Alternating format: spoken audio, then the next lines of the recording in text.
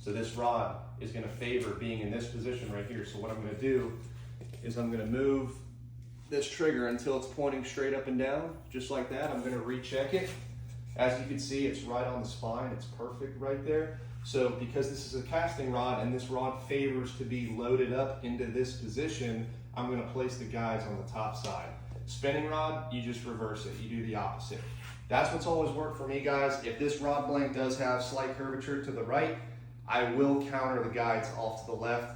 Again, that's just been my personal theory. It's worked for us. We have had a couple of guys ask us over the years where they notice that the guides may be off. But again, my theory behind that is that baitcaster sits really, really close to the rod blank itself.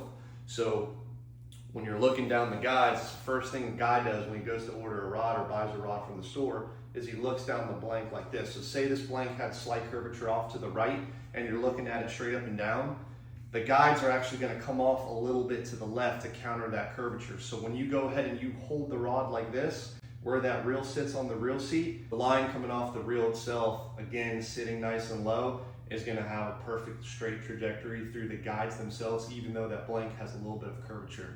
Like I said, it's always worked for us. As far as casting accuracy, distance, and all that, feedback's been amazing, so we're not gonna change it until we start to get some kind of bad feedback, but we've been doing it for so long with such good results that that theory is something that's always worked for me, and that's what I'm gonna continue to do.